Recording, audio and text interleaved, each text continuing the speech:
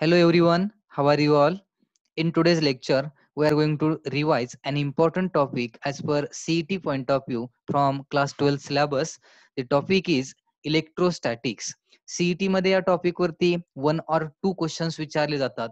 Mostly या topic वरती capacitor या सेक्शन वरती कंपल्सरी एक क्वेश्चन हा विचारलाच जातो आणि जर दुसरा क्वेश्चन आला तर तो क्वेश्चन हा जो रिमेनिंग पार्ट आहे ज्यामध्ये गॉस थेरम आणि त्याचे ऍप्लिकेशन किंवा इलेक्ट्रोस्टॅटिक जो बेसिक पार्ट आहे याच्यावरती एक क्वेश्चन हा विचारला जातो. ओके, इझी टॉपिक आहे.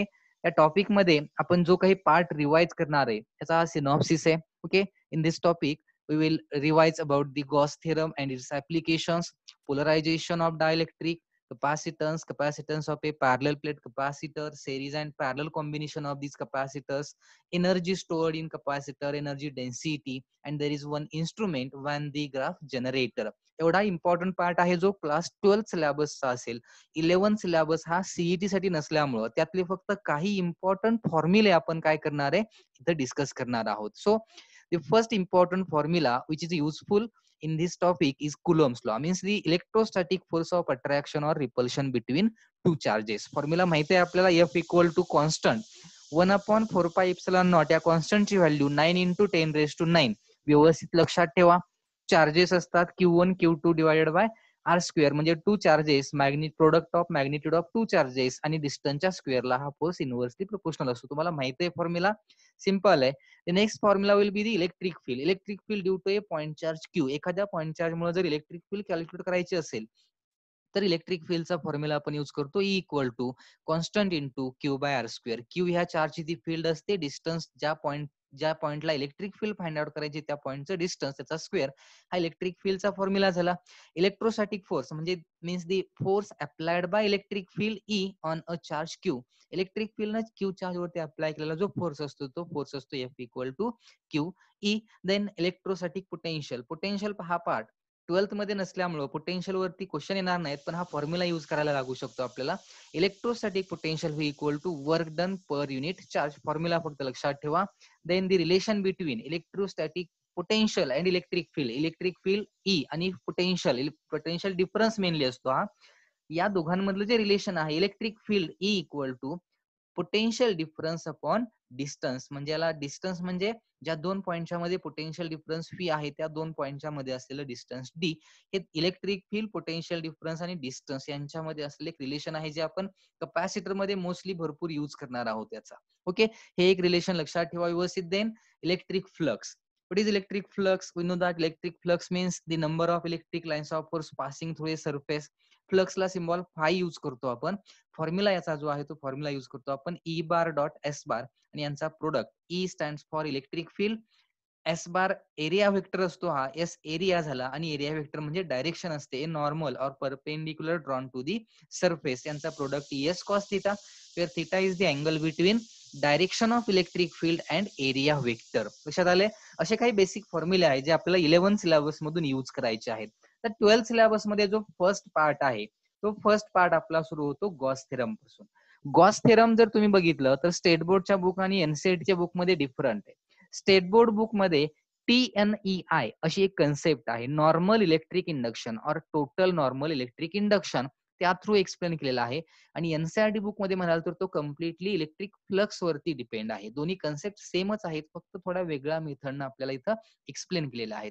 मग काय कन्सेप्ट आहे ही ऍक्च्युली, तर इथं स्टेट बोर्डचं जर तुम्ही स्टेटमेंट बघितलं या लॉचं तर स्टेटमेंट असं आहे, total normal electric induction TNEI over a closed surface is equal to the net charge enclosed by the surface. म्हणजे TNI जो असेल, total normal electric induction passing through a closed surface is always equal to the net charge enclosed by the surface. TNI चा actually basic formula जो आहे S म्हणजे surface integral असते epsilon E DS cos theta. यातला E DS cos theta हा formula आहे तो फ्लक्सचाच आहे, लक्षात ठेवा. आणि मग हे जे TNI हा फॉर्म्युला झाला, हा TNI एखाद्या सरफेस मधून क्लोज्ड सरफेस मधून पास होणारा हा जो TNEI असतो तो किती असतो, तर त्या सरफेसनं एनक्लोज केलेला जो टोटल चार्ज आहे QI, हे टोटल चार्ज साठी सिम्बॉल मी यूज केले, त्याच्या एवढा असतो. हा थेरी मधला लॉ झाला. पण इम्पॉर्टंट लॉ कुठला आहे तर एनसीईआरटी मध्ये काय दिलाय लॉ, तर surface integral of electric field intensity over any closed hypothetical surface. म्हणजे ज्याला आपण गॉसियन सरफेस असं नाव दिलं होतं. इन फ्री स्पेस म्हणजेच electric flux passing through surface असा अर्थ झाला याचा, is equal to 1/ε0 times the net charge enclosed within the surface. Actually असा आहे तो phi stands for electric flux. Electric flux चा formula E bar dot ds bar. ds bar means a small surface element. एक छोटासा surface असतो आणि त्यातून pass होणारा फ्लक्स आणि त्याचं इंटिग्रेशन घेतलं की टोटल सरफेस मधून पास होणारा फ्लक्स मिळतो. आणि हा फ्लक्स किती असतो, तर तो फ्लक्स असतो 1/ε0 times total charge enclosed by that surface. हा गॉस लॉ होता. दोन्ही यूज करावे लागले असतील, दोन्ही लक्षात ठेवा, सिंपल आहेत. इथं TNEI किती असतो हे सांगितले, टोटल चार्ज एवढा असतो. आणि फ्लक्स जर विचारला एखाद्या सरफेस मधून पास होणारा, तर तो किती असतो, तर तो total charge divided by epsilon not एवढा असतो. हा फक्त यातला काय आहे, डिफरन्स आहे. या गॉस थेरमची ऍप्लिकेशन्स इम्पॉर्टंट आहेत. गॉस थेरमवरती क्वेश्चन नाही येणार. क्वेश्चन कशावरती येणार, याच्या ऍप्लिकेशन्स वरती. ऍप्लिकेशन म्हणजे काय, तर या गॉस थेरमचा यूज करून आपण इलेक्ट्रिक फील्डचे काही फॉर्म्युले डिराईव्ह केलेले आहेत. ज्यामध्ये फर्स्ट फॉर्म्युला जो डिराईव्ह केला होता तो formula electric field intensity due to an infinitely long straight charged wire किंवा सिलेंड्रिकल वायरचा फॉर्म्युला. ज्यामध्ये suppose this is our wire, एक सिलेंड्रिकल वायर आहे which carries a charge Q. या वायरवरती टोटल चार्ज किती आहे, क्यू, आणि वायरची लेंथ आहे L.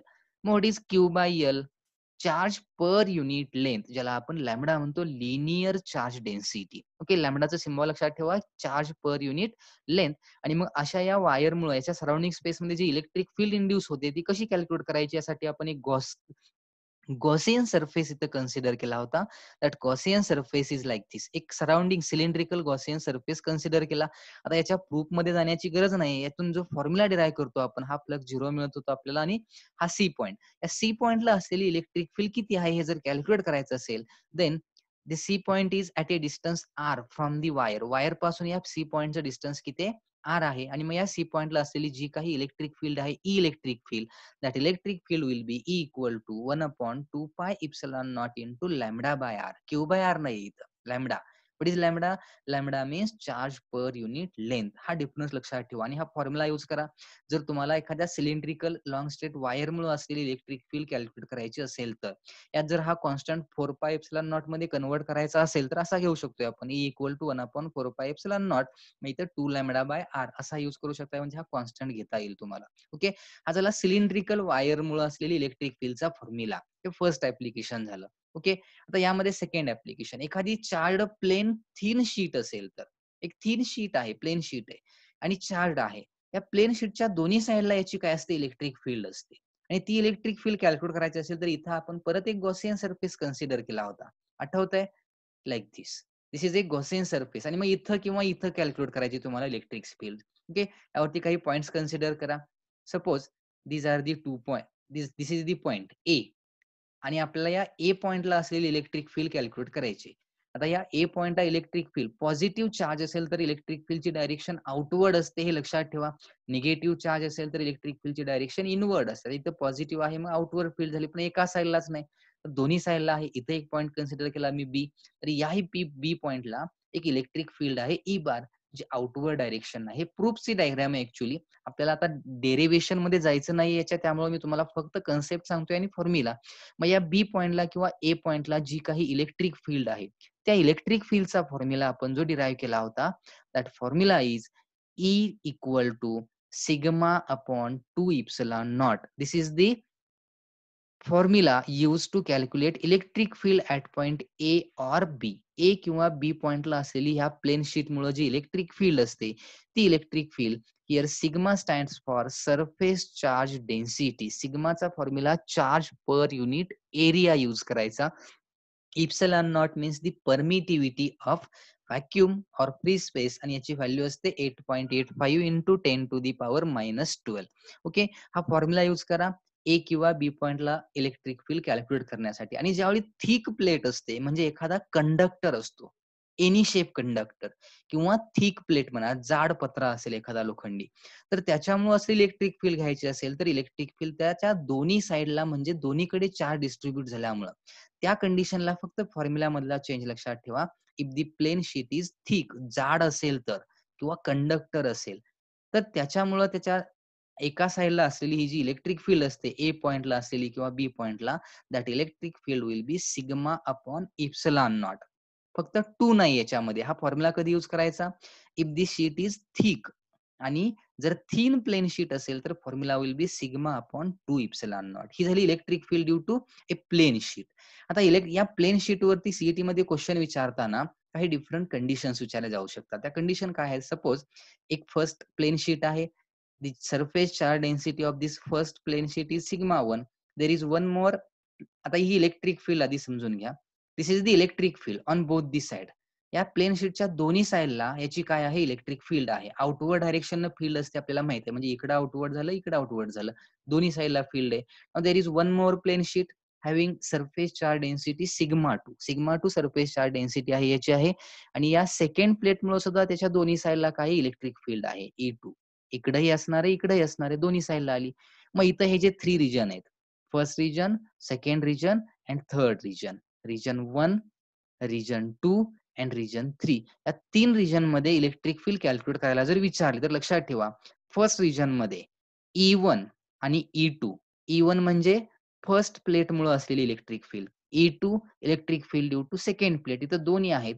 E1 E2 same direction नसल्यामुळं इथं दोन्ही इलेक्ट्रिक फील्डची काय होते? ऍडिशन होते. बघा मी हे फर्स्ट रिजन मधली इलेक्ट्रिक फील्ड सांगतोय. या रिजन 1 मध्ये जी टोटल इलेक्ट्रिक फील्ड असणार आहे that will be E1 plus E2. म्हणजे या फर्स्ट प्लेटची फील्ड आणि सेकंड प्लेटची फील्ड सेम डायरेक्शन आहे, ऍडिशन होईल. आणि याचा फॉर्म्युला आता आपण डिराईव्ह केला होता, त्यानुसार फॉर्म्युला आहे तो ऍड केला मी इथं. ओके. मिड पॉईंट हा मिडल रिजन 2 जो आहे, या मिड रिजन मध्ये इलेक्ट्रिक फील्ड E1 इकडे आहे पण E2 इकडे आहे. म्हणजे E1 आणि E2 अपोजिट डायरेक्शन. अपोजिट असेल तर इथं रिजन 2 मध्ये असलेली जी इलेक्ट्रिक फील्ड आहे that will be E1 minus E2. कधी? तर सिग्मा 1 हे ग्रेटर दॅन सिग्मा 2 असेल. नसेल तर E2 मायनस E1 झालं असं लक्षात येते. आणि थर्ड रिजन मध्ये इलेक्ट्रिक फील्ड जर कॅल्क्युलेट करायची असेल तर इथं परत E1 आणि E2 ह्या दोन इलेक्ट्रिक फील्ड सेम डायरेक्शनला मिळतात. ऍडिशन करा दोन्ही फील्डची, टोटल फील्ड मिळेल. ओके, लक्षात येते तुमच्या काय करायचंय? आणखी एक कंडिशन सांगतो मी. सेम तशीच प्लेट आहे. आता फक्त सेकंड प्लेट निगेटिव्हली चार्ज आहे. For negative charge direction of electric field is inward. म्हणजे आता E2 ची डायरेक्शन कशी येईल बघा. लक्षात येते? इनवर्ड डायरेक्शन इलेक्ट्रिक फील्ड दोन्ही बाजूनी अशी. आता इथं E1 E2 अपोजिट डायरेक्शन झाली, मग रिजन 1 मध्ये ऍडिशन नाही होणार, काय होईल? सबट्रॅक्शन होईल. So E1 minus E2. Region 2 मध्ये E1 plus E2 same direction E1 E2. इथं दोन्ही इलेक्ट्रिक फील्डची डायरेक्शन अपोजिट, परत त्यांची काय होणार? सबट्रॅक्शन होणार. या टाइप मध्ये इलेक्ट्रिक फील्ड कशी फाइंड आउट करायची प्लेन शीट मुळे व्यवस्थित लक्षात ठेवा. या काही कंडिशन होत्या. नाव the next application of Gauss theorem is electric field intensity due to uniformly charge thin spherical shell. एखाद्या स्पेरिकल शेल मुळे, स्पियर मुळे असलेली इलेक्ट्रिक फील्ड जर कॅल्क्युलेट करायची असेल, सपोज हा आपला स्पेरिकल शेल आहे म्हणजे स्पियर आहे, चार्ज आहे, याच्यावरती चार्ज Q असेल सपोज, आणि ज्याची रेडियस काय आहे? R आहे. तर एखादा पॉइंट आपण कन्सिडर केला, सपोज हा P पॉइंट कन्सिडर करतोय मी इथं. लक्षात हा P, this is our P point.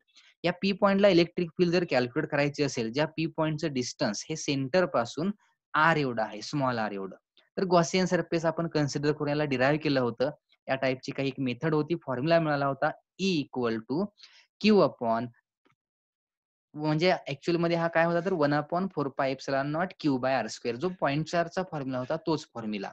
या P पॉइंटला असलेली इलेक्ट्रिक फील्ड या स्पेरिकल शेल मुळे कॅल्क्युलेट करायचा असेल तर हा फॉर्म्युला यूज करा. सिंपल फॉर्म्युला आहे, व्यवस्थित यूज करा. कुठं? If the point is outside the shell. Point कुठं आहे इथं? या स्पेरिकल शेलच्या कुठे? आउटसाइडला. इथं पॉइंट आहे हा. हा शेल झाला. हा इमॅजिनरी सरफेस आहे गॉस थेरम. ते प्रूफ मधली डायग्राम आहे. And if sigma is the surface charge density of the sphere. या स्पियरची सरफेस चार्ज डेन्सिटी जर सिग्मा असेल तर मग आपण इथं सिग्माची व्हॅल्यू जर पुट केली तर या सिग्माच्या फॉर्म मध्ये आपण इलेक्ट्रिक फील्डचा फॉर्म्युला असाही डिराईव्ह करू शकतो. मी तुम्हाला थेरीमध्ये नोट्स बघा, त्यात आपण हे व्यवस्थित एक्सप्लेन केलेलं आहे. सिग्मा कसं आलं? Sigma stand for charge per unit area of the sphere. आणि मग charge equal to sigma into area असा फॉर्म्युला यूज केला. आणि मग चार्जच्या ठिकाणी सिग्माची व्हॅल्यू, चार्जच्या ठिकाणी व्हॅल्यू पुट करून इलेक्ट्रिक फील्डचा हा फॉर्म्युला तयार होतोय. कधी? पॉइंट आउटसाइडला असेल तर. Now if the point is on the surface of sphere. या स्पियरच्या सरफेस वरती पॉइंट असेल तर काय करायचं? तर फक्त एवढाच चेंज लक्षात ठेवा. सरफेस वरती पॉइंट असेल तर या स्पियरची जेवढी रेडियस असेल ती रेडियस म्हणजे मगाशी डिस्टन्सला जे स्मॉल आर सिम्बॉल होतं त्याची व्हॅल्यू काय झाली आता रेडियस एवढी झाली म्हणजे कॅपिटल आर आलं. मग सिग्माच्या फॉर्म मधला फॉर्म्युला चेंज झाला equal to sigma by epsilon not असा सिम्पल. स्पेरिकल शेल मुळे असलेली इलेक्ट्रिक फील्ड कुठं त्याच्या सरफेस वरती. आणि तिसरी कंडिशन आहे इथली आपली जर पॉइंट इनसाइडला असेल हा बी पॉइंट स्पेरिकल शेलच्या आतमध्ये पॉइंट आहे हा आणि जर तो आतमध्ये पॉइंट असेल इनसाइडला तर we know that electric field is zero always zero inside the conductor. कंडक्टरच्या इनसाइडला इलेक्ट्रिक फील्ड ही नेहमी झिरोच असते. ओके लक्षात ठेवा इलेक्ट्रिक लाईन्स ऑफ फोर्स मध्ये हे सांगितलेलं होतं. त्यामुळे जर तुम्ही स्पेरिकल शेलच्या डिस्टन्स नुसार ग्राफ प्लॉट केला तर तुमच्या असं लक्षात येईल इलेक्ट्रिक फील्ड वर्सेस डिस्टन्सचा ग्राफ जर प्लॉट केला तर सेंटर पासून सरफेस पर्यंत हा इनर पार्ट आहे इथं इलेक्ट्रिक फील्ड झिरो असते. बघा इथं ग्राफ प्लॉट करतो मी 0 टू आर म्हणजे हा 0 टू आर कॅपिटल आर म्हणजे हा इनर पार्ट झाला. Inside electric field is always zero म्हणजे इथपर्यंत इलेक्ट्रिक फील्ड झिरो आहे. Electric field is maximum on the surface of conductor. कंडक्टरच्या सरफेस वरती इलेक्ट्रिक फील्ड मॅक्झिमम असते म्हणजे किती डिस्टन्स असताना कॅपिटल आर. आणि मग जसं आपण आउटसाइडला जाऊया कंडक्टरच्या तशी इलेक्ट्रिक फील्ड डिस्टन्स इन्क्रीज होईल तसं इलेक्ट्रिक फील्ड डिक्रीज होते because this electric field is inversely proportional to the square of distance. Okay हा ग्राफ झाला. आता याच्यावरती आणखी काही फॉर्म्युले आहेत जे आपल्याला युज करायचे आहेत ज्यामध्ये नेक्स्ट फॉर्म्युला काही फॉर्म्युलेज मी आधी एक्सप्लेन करतोय. Next formula is mechanical force acting on area DS म्हणजे एखादा स्मॉल एरिया असेल मग कोणताही एरिया असेल तो स्पेरिकल प्लेट असेल एखादा नॉन शेप म्हणजे इरेग्युलर शेप मध्ये असलेला कंडक्टर असेल त्याच्या सरफेस वरती एक आउटवर्ड पूल असतो म्हणजे एक आउटवर्ड फोर्स असतो. आणि त्या कंडक्टर वरती एका पर्टिक्युलर सरफेस वरती एरियावरती असलेला तो जो मेकॅनिकल फोर्स असतो electrostatic force that force can be obtained by using formula F equal to half sigma square. Sigma is the surface charge density of that conductor त्या एरियावरती असलेली चार्जची density divided by K into epsilon naught. आता K what is K is the dielectric constant त्या मटेरियलचा त्या मीडियमचा dielectric constant असतो तो के इप्सिलॉन नॉट कॉन्स्टंट आहे. अँड एरिया डीएस त्या सरफेसचा एरिया जो आहे तो डीएस ज्याच्यावरती असलेला फोर्स आपल्याला काय करायचा आहे कॅल्क्युलेट करायचा आहे. त्यासाठी हा फॉर्म्युला युज करा. आणि मग जर फोर्स पर युनिट एरिया विचारलं तुम्हाला कधी तर तो फोर्स पर युनिट एरिया कसा कॅल्क्युलेट करणार तर एरिया इकडे घ्या फोर्सला डिवाइड होईल. So the mechanical force per unit area will be small F symbol me use केलंय फोर्स पर युनिट एरिया फक्त हे डीएस इकडे घेतले remaining formula will be like this. Okay this is the formula for mechanical force per unit area. आणि मग एखाद्या बॉडीला charge करण्यासाठी जे आपण अमाऊंट ऑफ वर्क डन करतो म्हणजे एखादी बॉडी चार्ज करायचे तर त्याला काय चार्ज त्या बॉडीला चार्ज करण्यासाठी आपल्याला अमाऊंट ऑफ वर्क डन करावं लागतं. And that work done will be stored as a potential energy in that conductor. Electric फील्डच्या फॉर्म मध्ये तिथं पोटेन्शियल एनर्जी जी आहे ती स्टोअर झालेली असते. आणि त्या स्टोअर झालेल्या पोटेन्शियल एनर्जीची जी एनर्जी डेन्सिटी आहे जेवढं वर्क डन तेवढीच एनर्जी त्यामुळं एनर्जी पर युनिट व्हॉल्यूम ज्याला आपण एनर्जी डेन्सिटी म्हणतो. आणि एनर्जी म्हणजेच किती तर वर्क डन एवढी त्यामुळे मी इथं फॉर्म्युला लिहिलाय energy density U will be energy per unit volume किंवा work done per unit volume. आणि याचा फॉर्म्युला आपल्याला युज करायचा आहे half K epsilon naught E square. आता इथं हाफ के डायलेक्ट्रिक कॉन्स्टंट असते त्या मीडियमचा epsilon naught constant universal is the electric field आणि त्याचा स्क्वेअर. एनर्जी डेन्सिटी जर कॅल्क्युलेट करायला विचारली तर फॉर्म्युला व्यवस्थित लक्षात ठेवा. आता हे सगळे फॉर्म्युले आपण ऑलरेडी व्यवस्थित रिवाइज केलेले आहेत म्हणजे डिस्कस केलेले आहेत रेग्युलर थेरीमध्ये. तुम्हाला काय त्याचं डेरिव्हेशन घ्यायची गरज नाही. एवढा फॉर्म्युला हे आता फॉर्म्युले पाठ करण्याशिवाय ऑप्शन नाही. हे सगळे फॉर्म्युले व्यवस्थित जर लक्षात राहिले तर तुम्हाला याच्यावरती एखादा न्यूमरिकल आला तर तो इझिली सॉल्व्ह करता येईल. ओके एक न्यूमरिकल सांगतोय मी याच्यावरती क्वेश्चन बघा कसा आहे. Suppose the question is the magnitude of electric field intensity at a point outside uniformly charged thin infinite plane sheet is independent of. CET या मागच्या वर्षी 2019च्या सीईटी मध्ये क्वेश्चन असा विचारला होता की इलेक्ट्रिक फील्डची इंटेन्सिटी जी आहे एखाद्या पॉइंटला outside uniformly charge thin infinite plane sheet. Thin plane sheet मुळे असलेली जी इलेक्ट्रिक फील्ड असते आउटसाइडला असलेल्या एखाद्या पॉइंटला ती इंडिपेंडंट कशावरती आहे असं विचारलंय. मी तो ऑलरेडी लिहून ठेवलाय formula. This is the formula of electric field due to a thin infinite plane sheet. हा फॉर्म्युला मी मगाशी गॉस लॉच्या ऍप्लिकेशन मध्ये सांगितला होता. आता हा फॉर्म्युला जर यूज करायचा असेल तर इथं पुढे sigma, sigma stands for surface charge density आणि हे डिवाइडेड बाय 2 इप्सिलॉन नॉट हे तर कॉन्स्टंटच झाले, म्हणजे फक्त सरफेस चार्ज डेन्सिटी वरती ही व्हॅल्यू जी आहे ती काय डिपेंड असते इलेक्ट्रिक फील्डची. आपल्याला इंडिपेंडंट कशावरती आहे असं विचारले, चार्ज ऑन शीट म्हटलंय, पण sigma, sigma means charge per unit area, मग सिग्मा वरती डिपेंड आहे म्हणजे चार्ज वरतीही डिपेंड असणार आहे, फर्स्ट ऑप्शन नाही येऊ शकत. डायइलेक्ट्रिक मीडियम सराउंडिंग दी शीट, डायइलेक्ट्रिक मीडियम वरती असणार आहे, हे इप्सिलॉन नॉट आपण व्हॅक्युम किंवा फ्री स्पेस आहे म्हणून घेतलेला आहे. मीडियम असेल तर epsilon not into K use करतो आपण, हाही पार्ट आला म्हणजे हा ऑप्शन येऊ शकत नाही, याच्यावरती डिपेंड आहे. चार्ज डेन्सिटी ऑफ शीट म्हणजे सिग्मा, सिग्मावरती तर डिपेंडच आहे, दिसतंच इथं फॉर्म्युल्यात आहे. Distance of the point from plane sheet म्हणजे आर जे डिस्टन्स असतं प्रत्येक फॉर्म्युल्यात ते इथं नाही आता मिसिंग आहे. म्हणजे प्लेन शीट मुळे जी इलेक्ट्रिक फील्ड असते ती त्या पॉइंटच्या डिस्टन्स वरती डिपेंड नाहीये. इलेक्ट्रिक फील्ड म्हणजे डी ऑप्शन आपला करेक्ट येतो, independent of the distance of the point from the plane sheet. लक्षात आलं? सिंपल क्वेश्चन आहे. See one more question. The question is a charged conductor produces an electric field of intensity 10 raised to 3 volt per meter just outside its surface in vacuum. Vacuum मध्ये एका कंडक्टरने एवढी electric field तयार केली. Then it produces the electric field of intensity E just outside its surface when it is placed in a medium of dielectric constant 4. म्हणजे सुरुवातीला आपला conductor हा vacuum मध्ये आहे, त्यावेळी त्या कंडक्टरनं किती इलेक्ट्रिक फील्ड तयार केले? 10 raised to 3 volt per metre. आणि त्याच कंडक्टरला ज्यावेळी आपण एका मीडियम मध्ये प्लेस केलं, ज्या मीडियमचा डायलेक्ट्रिक कॉन्स्टंट किती आहे? 4, तर त्यावेळी त्याच कंडक्टरनं चार्ज वगैरे तेवढाच आहे, फक्त आता मीडियम चेंज झालंय, तर किती इलेक्ट्रिक फील्ड आहे आता? ई एवढी दिले, तर ई ची व्हॅल्यू किती असेल असं विचारले. बघा काय करावं लागेल, दोन कंडिशन आहेत. इनिशियल कंडिशन आहे व्हॅक्यूम मध्ये इलेक्ट्रिक फील्ड, फायनल कंडिशन आहे मीडियम मध्ये असलेली electric field.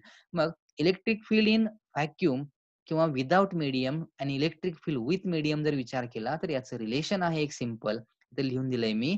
Electric field without medium E असेल, जी गिवन आहे आपल्याला की ते 10 रेज टू 3 म्हणजे 1000 व्होल्ट पर मीटर आहे.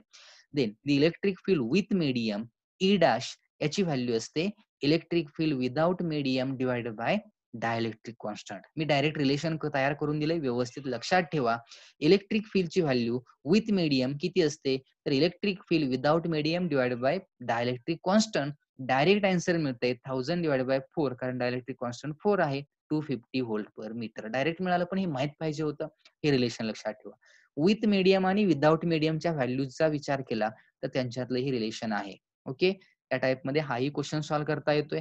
आता या कन्सेप्ट वरती गॉस लॉ आणि त्याचे ऍप्लिकेशन याच्यावरती इलेक्ट्रिक फील्ड या कन्सेप्ट वरती क्वेश्चन मॅक्झिमम विचारला जाऊ शकतो. तो पार्ट लक्षात ठेवा आणि तशा काही क्वेश्चनची सॉल्व्ह करण्याची प्रॅक्टिस करा. Okay, now the next part is dielectrics. तर डायइलेक्ट्रिक्स मध्ये पहिली कन्सेप्ट आहे ते म्हणजे polar non polar molecules. Polar molecules कुणाला म्हणतो आपण? Polar molecules means the molecule in which the center of positive charges does not coincide with the center of negative charges. म्हणजेच पॉझिटिव्ह चार्जची सेंटर ऑफ ग्रॅव्हिटी आणि negative चार्जची centre of gravity coincide होत नाही, याचा अर्थ एकाच पॉइंटला येत नाहीत. जसं की सपोज आपण जर एखादा मोलेक्युल कन्सिडर केला, H2O मोलेक्युल कन्सिडर केला, वॉटर मोलेक्युल. आपल्याला माहिती आहे वॉटर मोलेक्युल H2O मध्ये 2 H ॲटम्स आणि एक ऑक्सिजन ॲटम आहे. हायड्रोजन ॲटम पॉझिटिव्ह असतात, ऑक्सिजन ॲटम H2O मध्ये O निगेटिव्ह असतो. आणि मग याचं जे स्ट्रक्चर आहे ते तुम्ही कधी स्ट्रेट वगैरे ड्रॉ केलंय का? इथं आठवत असेल तुम्हाला याचं स्ट्रक्चर. यांच्यामधला अँगल जो असतो तो 105 डिग्री असतो आणि असंच दाखवतो आपण. आणि मग याची जर तुम्ही इथं कन्सिडर केलं तर H आणि O, negative charge positive charge, यांच्यात एक डायपोल तयार झाला. ऑक्सिजन हायड्रोजन यांच्यात एक डायपोल तयार झाला. दोघांना डायपोल मोमेंट आहे ज्याला सिम्बॉल पी असतं. इलेक्ट्रिक डायपोल मोमेंटला सिम्बॉल काय? पी. आणि मग या दोघांची रिझल्टंट मोमेंट अशी इकडे मिळते. म्हणजे या मोलेक्युलला एक नेट इलेक्ट्रिक डायपोल मोमेंट आहे. दोघांची कॅन्सल झाली का? नाही झाली. म्हणून आपण याला म्हणतो पोलार मोलेक्युल्स. याची काही एक्झाम्पल्सही सांगू शकतोय आपण. जसं HCl, H2O, NH3, CO2, alcohol, अशी काही एक्झाम्पल्स आहेत polar molecule. Non polar molecule याच्या अपोजिट, a molecule in which the centre of positive charges coincide with the centre of negative charges is called non polar molecule. जसं की तुम्ही H2 molecule घेतला, N2, CH4, O2, C6H6, काही भरपूर example आहेत, तुम्ही केमिस्ट्रीमध्ये ऐकली असतील. बेसिक पार्ट लक्षात ठेवा फक्त, पोलार नॉन पोलार मोलेक्युल्स आपण कुणाला म्हणतो तो. आता what is dielectrics? Dielectrics are what? These are the non conducting substances, म्हणजे इन्सुलेटर्स असतात हे, ज्यांना आपण कपॅसिटरच्या आतमध्ये यूज करतो. Generally a non conducting medium or insulator is known as dielectric material असतं. ओके. आणि त्यामुळं या मटेरियलचा यूज करतो आपण. काही एक्झाम्पल सांगितलीत मी, air, H2, glass, mica, paraffin, wax, transformer, oil, बरीच मीडियम आहेत त्याला आपण डायलेक्ट्रिक म्हणून यूज करतो बऱ्याचशा डिव्हाइसेसमध्ये. आता डायइलेक्ट्रिक मीडियमचं जे पोलरायझेशन होतं means when we place such type of dielectric materials in an electric field, म्हणजे आपण जर डायइलेक्ट्रिक मटेरियल्सना एखाद्या इलेक्ट्रिक फील्डमध्ये जर प्लेस केलं, तर त्या इलेक्ट्रिक फील्डमुळं, एक्सटर्नल इलेक्ट्रिक फील्डमुळं त्या मटेरियलमध्ये असलेल्या मोलेक्युलचं, म्हणजेच जे काही त्यामध्ये डायपोल्स आहेत, त्या डायपोलचं ओरिएंटेशन होतं एका डायरेक्शननं आणि त्याचं पोलरायझेशन होतं. म्हणजे सगळे डायपोल जे अगोदर रँडम असतात, ते एका डायरेक्शननं रोटेट होतात आणि त्या मटेरियलला एक नेट डायपोल मोमेंट मिळते, ज्याला आपण पी म्हणतो. आता इथं पोलरायझेशन होतं म्हणजे काय? तर ज्यावेळी एखादा डायइलेक्ट्रिक मटेरियलला आपण इलेक्ट्रिक फील्डमध्ये प्लेस करतो, म्हणजे सपोज ह्या 2 मेटल प्लेट्स आहेत. इनिशियली बघा नॉन पोलार आहे सपोज, याच्यामध्ये डायपोल नाहीयेत. हे सगळे मोलेक्युल आहेत, पण याला डायपोल मोमेंट नाहीये. आता काय केलं आपण, ह्या 2 मेटल प्लेटला चार्ज केलं. Okay, like this. आणि मग चार्ज केल्यानंतर काय झालं, इथं पॉझिटिव्ह चार्जेस आहेत, इथं निगेटिव्ह चार्जेस आहेत. आता इथं त्या दोघांच्या मध्ये इलेक्ट्रिक फील्ड तयार झाली. डायरेक्शन कशी असते इलेक्ट्रिक फील्डची, positive to negative. And because of this applied electric field, ह्या मोलेक्युलमध्ये असलेल्या चार्जेसचं स्ट्रेचिंग झालं, मोलेक्युल स्ट्रेच झाले आणि स्ट्रेच झाल्यामुळे आता या प्रत्येक मोलेक्युलला नेट इलेक्ट्रिक डायपोल मोमेंट आहे आणि ह्या मटेरियललाही काय मिळाली, एक नेट इलेक्ट्रिक डायपोल मोमेंट मिळाली.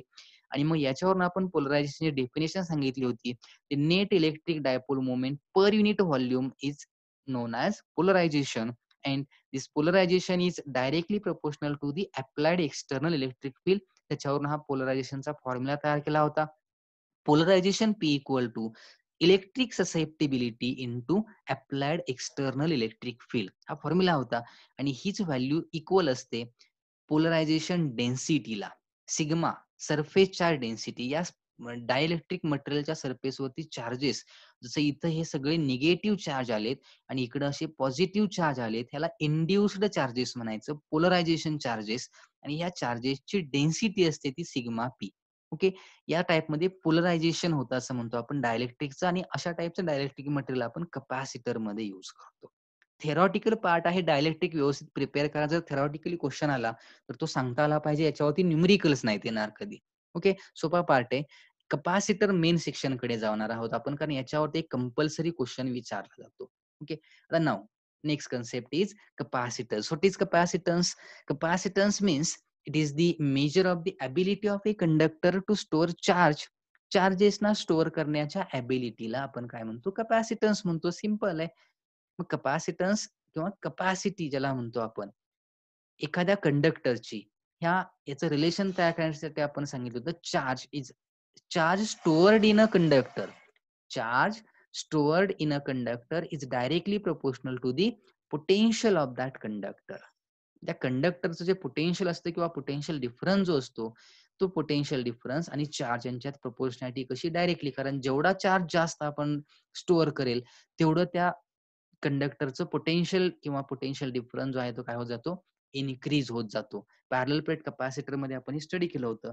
आणि मग यांच्यामध्ये कॉन्स्टंट जो यूज केला आपण, Q equal to CV, where this constant C is known as capacitance, म्हणजे त्या कंडक्टरची चार्ज स्टोअर करण्याची कपॅसिटी. C चा फॉर्म्युला कसा होईल बघा, C equal to Q by phi असा तयार करू शकतोय आपण. So capacitance of a conductor C equal to charge per unit potential difference phi, हा फॉर्म्युला आहे.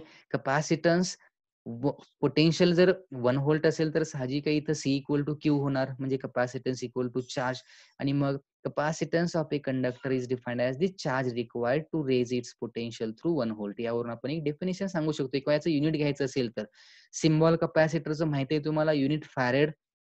फॅरेड हे खूप लार्ज युनिट आहे, आपल्याला micro, nano farad, pico farad मध्येच हे याचं युनिट यूज करायचंय, सिंपल आहे, हे कपॅसिटन्स झाला. मग एखाद्या मटेरियलचा कपॅसिटन्स म्हणजे आता सपोज एक आयसोलेटेड स्पेरिकल कंडक्टर आहे, एक कंडक्टर आहे, मी कपॅसिटर नाही म्हणत, एक स्पेरिकल कंडक्टर आहे आणि याचे कपॅसिटन्सची व्हॅल्यू म्हणजे याची कपॅसिटी किती आहे हे जर सांगायचं असेल तर कपॅसिटीचा फॉर्म्युला काय डिराईव्ह केलाय आपण, capacitance will be charge per unit potential. मग आता पोटेन्शियलचा फॉर्म्युला युज केला आपण, सपोज या कंडक्टरला चार्ज केलंय आपण आणि याच्यावरती किती चार्ज आहे, आता क्यू एवढा चार्ज आहे. मग याची कपॅसिटी किती, सी इक्वल टू काय असतं, क्यू बाय व्ही असतं. आता याचं electric potential phi equal to 1/4πε0 Q by R, हा पोटेन्शियलचा फॉर्म्युला आहे जो 11वीत स्टडी केलेला आहे आपण. जसं इलेक्ट्रिक फील्डचा फॉर्म्युला असतो तसंच पोटेन्शियलचा V equal to 1/4πε0 into Q by R हा फॉर्म्युला, कारण याच्या सरफेसवरती जे पोटेन्शियल आहे ते डिस्टन्स आर घेऊन आपण कॅल्क्युलेट केलं. फी याच्यावरती चार्ज क्यू आहे, मग याला जर कॅल्क्युलेट केलं तुम्ही तर C will be Q by V. So we can write this as, if we put the value of phi, then we will get the answer C equal to 4πε0 into R. हे answer येते याचं, C equal to काय answer आलं, 4πε0 into R. This is the formula used to calculate the capacitance of a spherical conductor. Formula लक्षात ठेवा, मी पटपट formula सांगतोय मग आपण एक्झाम्पल बघणार आहोत.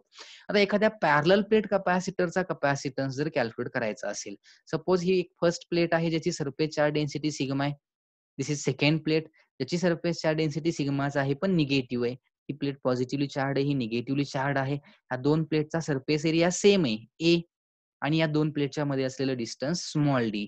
अशा या दोन प्लेटच्या कॉम्बिनेशनला आपण काय म्हणतो, पॅरलल प्लेट कपॅसिटर. आणि मग या कपॅसिटरचा कपॅसिटन्स जर कॅल्क्युलेट करायचा असेल तर यासाठी आपण फॉर्म्युला डिराईव्ह केला होता. मी इथे डिरेक्टली तुम्हाला सांगतोय फॉर्म्युला. डेरिव्हेशन आहे हे. Formula will be C, capacitance of this parallel plate capacitor C will be area, surface area या प्लेटचा इप्सिलॉन नॉट. दोन प्लेटच्या मध्ये जे मीडियम आहे ते व्हॅक्यूम कन्सिडर केलंय आपण म्हणून epsilon not divided by D. D means the distance between the two plates of capacitor. या दोन प्लेटच्या मध्ये जी इलेक्ट्रिक फील्ड आहे त्याचा फॉर्म्युला लक्षात ठेवा, E equal to phi by D. Equal to काय सांगतोय मी, व्ही बाय डी. सुरुवातीला मी बेसिक मध्ये हा फॉर्म्युला सांगितलाय, तो युज करायचा आहे तुम्हाला. आणि हा फॉर्म्युला आपण इथे युज करतो कधी, जर दोन प्लेटच्या मध्ये एअर किंवा व्हॅक्यूम मीडियम असेल, याला एअर कपॅसिटर असंही म्हणतो आपण. आणि जर या दोन प्लेटच्या मध्ये जे मीडियम आहे तिथं जर आपण एखादं मीडियम फिलअप केलं, म्हणजे डायइलेक्ट्रिक स्लॅब जर आतमध्ये आपण पुट केला, ज्या डायइलेक्ट्रिक स्लॅबचा डायइलेक्ट्रिक कॉन्स्टंट किती आहे, के, तर ही कपॅसिटीची व्हॅल्यू कशी चेंज होते, सिम्पली इंटू के येते याला फक्त formula.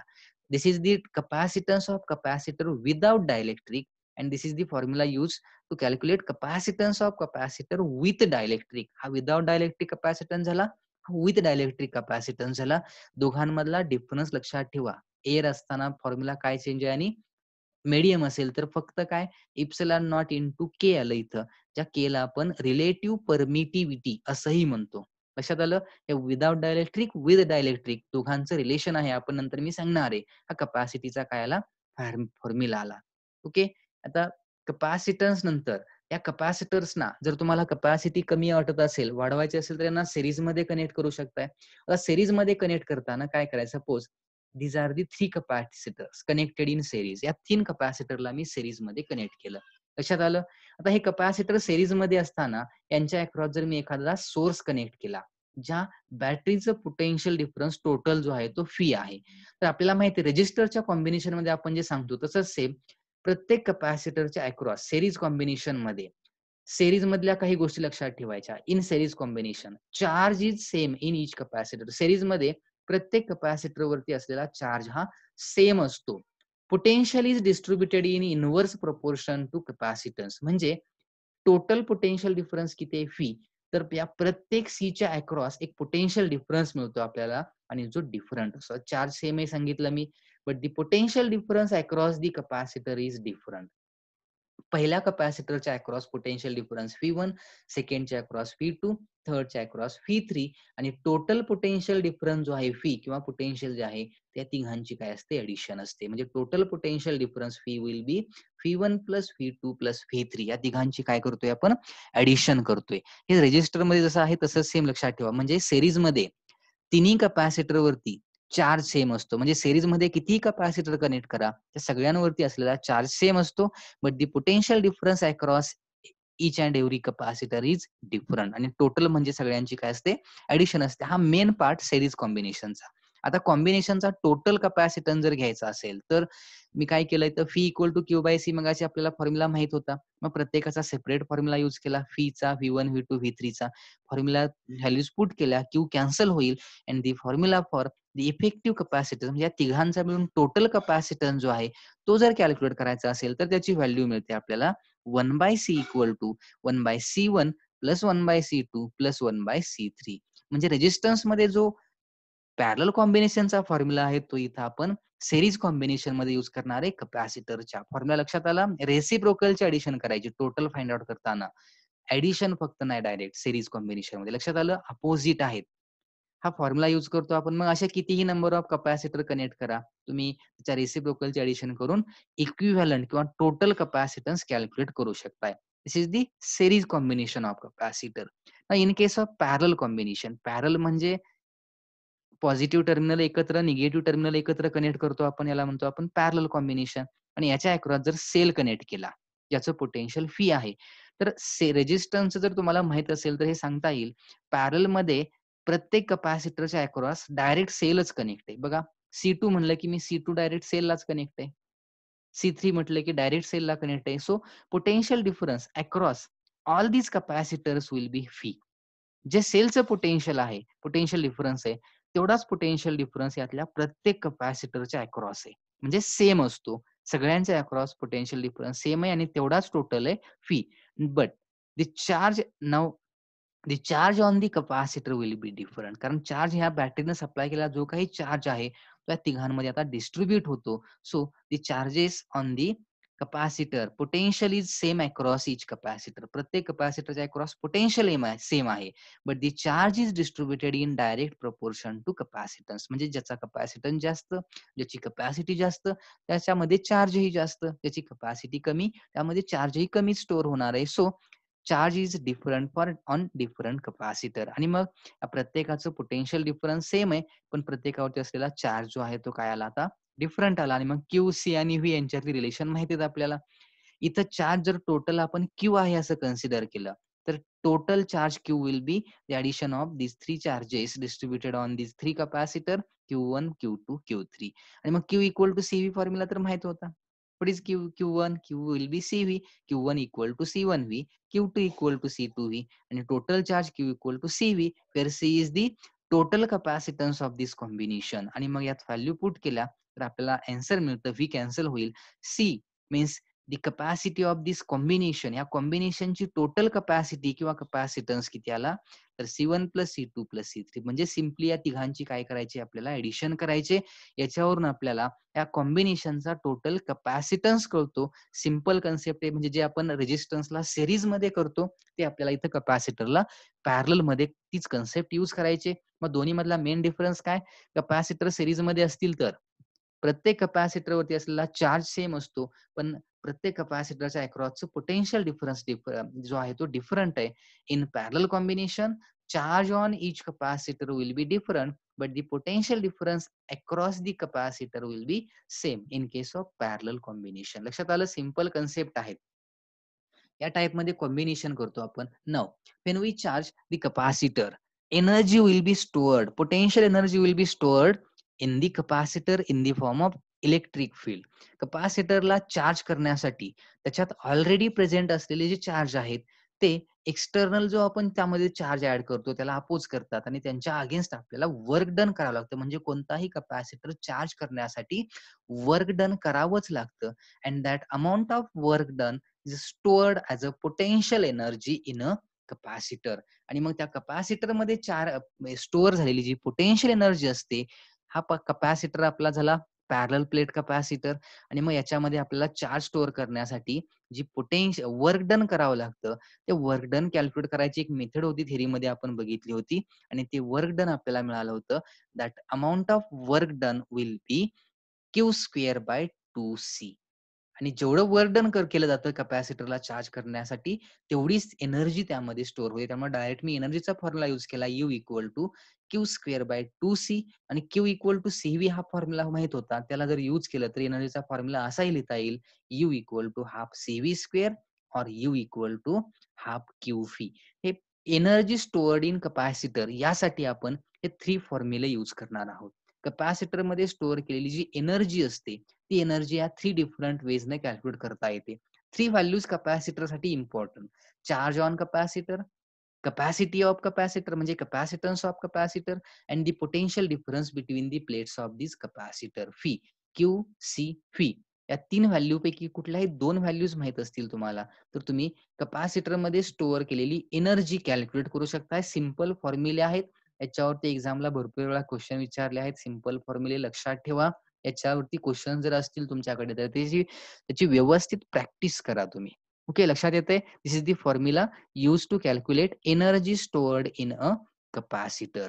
Now we will see the relation between different quantities with dielectric and without dielectric. म्हणजे कॅपॅसिटन्स एखाद्या पॅरलल प्लेटचा विथ डायलेक्ट्रिक आणि विदाउट डायलेक्ट्रिक. सी नॉट हे सिम्बॉल मी विदाउट डायलेक्ट्रिक साठी यूज करतोय.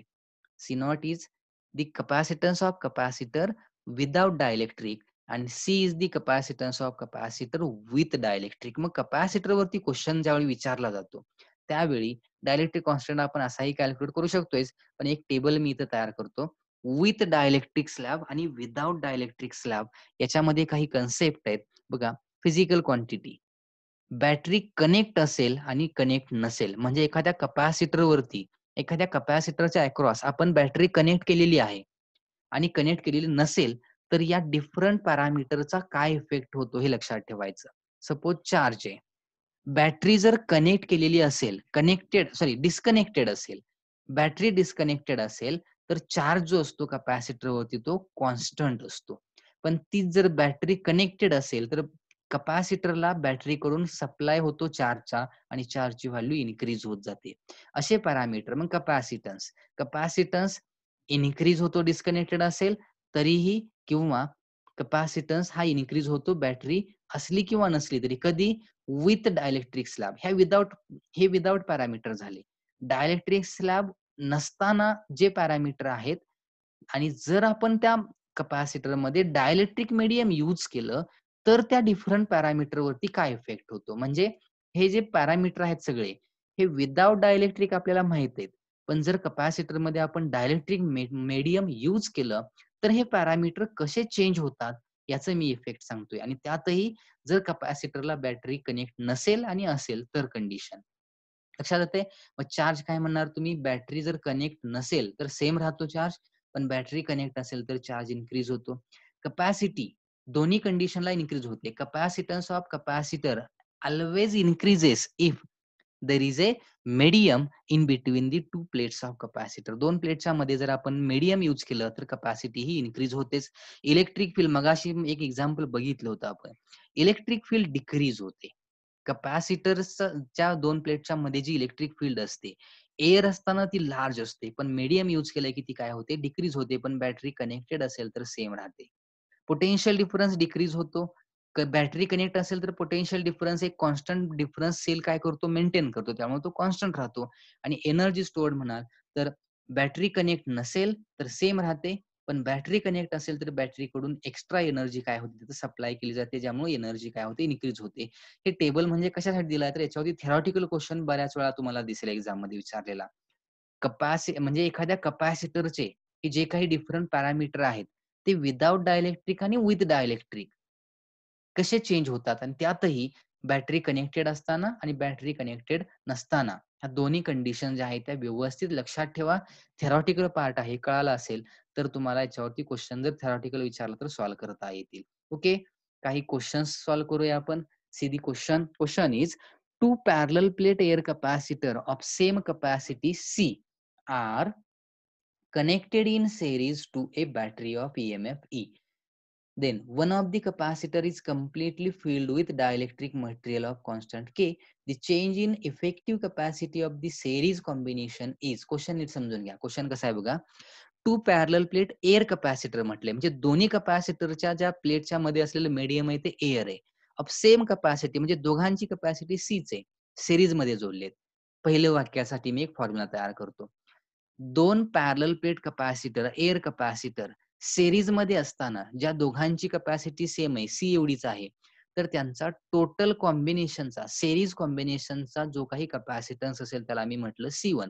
तर सेरीज साठी काय करतो आपण रेसिप्रोकलचे ऍडिशन करतो. So the capacitance of combination of these two air capacitor will be C1 equal to addition होईल म्हणजे काय होईल 2/C होईल रेसिप्रोकल घेतला की C/2 होईल. What is C1? C1 is the capacitance of combination of these two parallel plate capacitor air capacitor connected in series.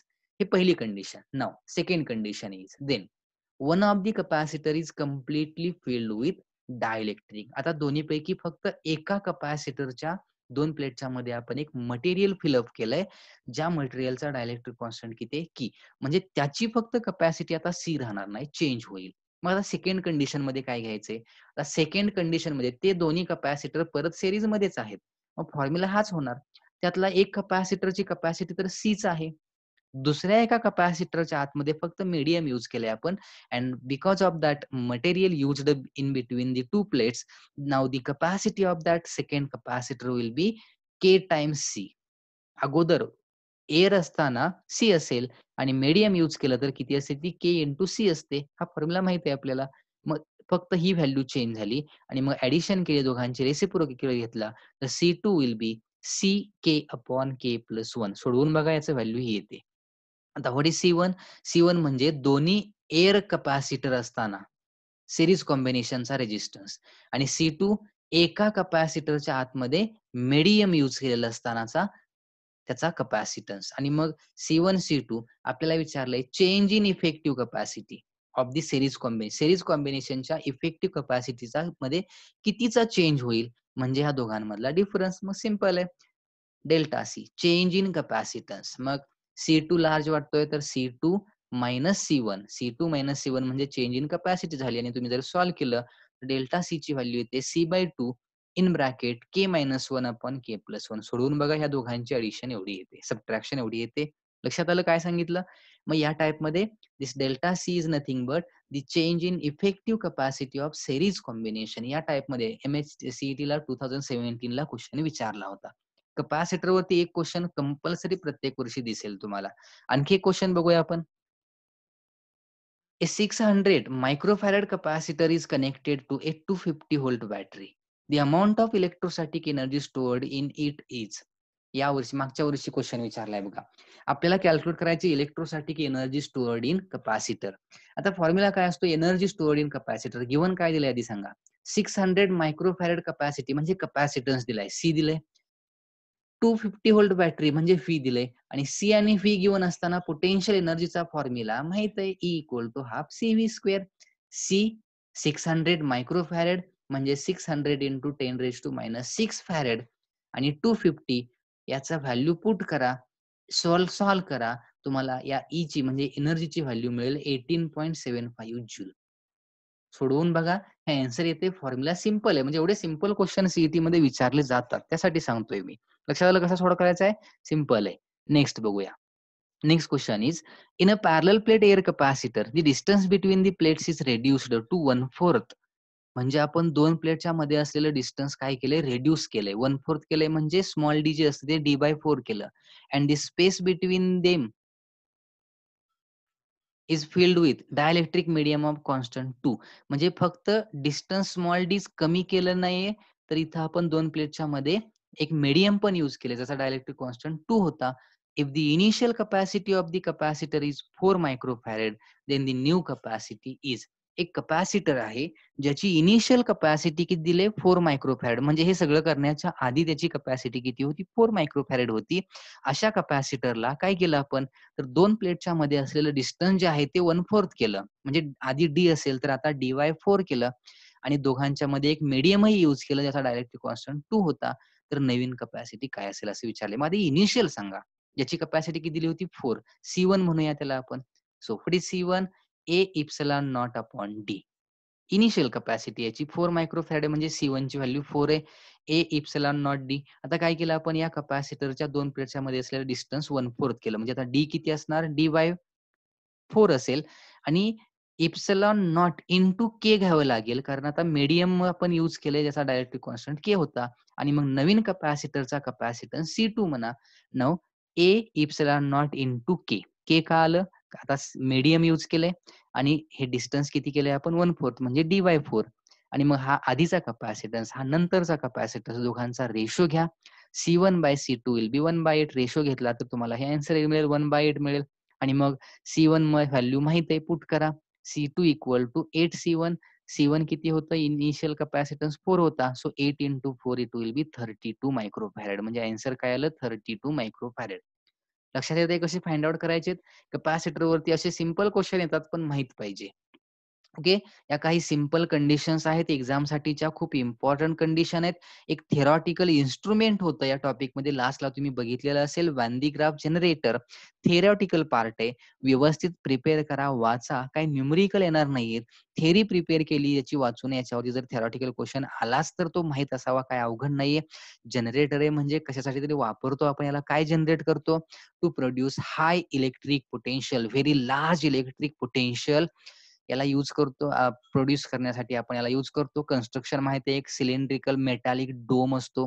याच्यामध्ये आपण 2 पुलीज यूज करतो. याच्यावरती एक एंडलेस इन्सुलेटिंग बेल्ट असतो याच्यावरती.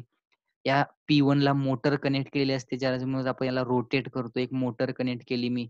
P1 ला रोटेट केलं की बेल्ट काय होणार? या 2 पुलीजवरती रोटेट होणार. इथे एक मेटॅलिक कॉम्ब यूज केला. ज्या मेटॅलिक कॉम्बला आपण चार्ज एका हाय व्होल्टेज रेक्टिफायरला म्हणजे सप्लायला कनेक्ट केलंय. इथं ह्या कॉम्बला स्प्रेअर सारखं काम करतो. तो चार्ज इथं काय करतो? स्प्रे करतो. कशावरती? बेल्ट वरती. नंतर इथं C2 कॉम्ब आहे, डिस्चार्ज ट्यूब आहे. इथं कोरोना डिस्चार्ज ही कन्सेप्ट यूज केली जाते. लक्षात ठेवा, हा वर्ड एक्झाम मध्ये विचारला होता. आणि मग याचं वर्किंग बघा, सिंपल आहे. ज्यावेळी आपण याला ऑन करतो त्यावेळी काय होतं? तर कन्सेप्ट बघा, ऑन केल्यावर ह्या C1 काय करतो? ह्या बेल्ट वरती पॉझिटिव्ह चार्जेस स्प्रे करतो. बेल्ट रोटेट होत असल्यामुळं हे चार्जेस वर अपवर्ड डायरेक्शनला जातात. ह्या बेल्टचे पॉझिटिव्ह चार्जेस नंतर C2 कडे अट्रॅक्ट होतात. आणि मग हा डोम कंटिन्युअसली चार्ज होत जातो. आणि कंटिन्युअसली तो चार्ज होत असल्यामुळे ह्या डोमच्या आतमध्ये असलेलं पोटेन्शियल कंटिन्युअसली इन्क्रीज होत जातं. आणि मग इथे एक हाय इलेक्ट्रिक पोटेन्शियल डेव्हलप होतं. आणि मग तुम्हाला या डिस्चार्ज ट्यूबचा यूज कसा करायचा आहे? तर डिस्चार्ज ट्यूबमध्ये आपण आयन्स प्लेस करतो. म्हणजे असा पार्टिकल ज्याला आपल्याला एका हाय स्पीडनं ॲक्सेलरेट करायचंय. तो काय केला जातो? इथं प्लेस केला जातो. आणि मग इथल्या या हाय पोटेन्शियलमुळं तो स्ट्रॉंगली रिपेल होतो. आणि या ट्यूबमधून तो असा इकडे जातो, म्हणजे डिस्चार्ज होतो. आणि मग हा डिस्चार्ज होऊन हाय व्हेलॉसिटीनं जाऊन त्या टार्गेट वरती काय होतो? हिट होतो. तुम्हाला हे मी रेग्युलर थेरीमध्ये व्यवस्थित सांगितलेलं आहे. थेरॉटिकल पार्ट आहे, प्रिपेअर करा. याचे ॲप्लिकेशन्स वगैरे आहेत. तुम्हाला ती व्यवस्थित घेता येतील. लक्षात आलं? एवढा पार्ट जो आहे तो मी रिवाइज केलाय. मग यातून व्यवस्थित काय लक्षात ठेवायचं? तर फॉर्म्युले सगळ्यात महत्त्वाचे. प्रत्येक कन्सेप्ट, त्या कन्सेप्ट वरती असलेला फॉर्म्युला, फॉर्म्युल्यामध्ये यूज केलेल्या प्रत्येक सिम्बॉलचं मीनिंग. आणि मग हे सगळं जर तुम्हाला व्यवस्थित माहीत झालं, माहीत असेल, आठवत असेल, तर त्याच्यावरती एखादा न्यूमेरिकल विचारला की ते लगेच क्लिक होतं, की तो न्यूमेरिकल कसा सॉल्व्ह करायचा होता किंवा तो न्यूमेरिकल कसा आपण सॉल्व्ह करू शकतोय. ओके? लक्षात आलं सगळ्यांच्या?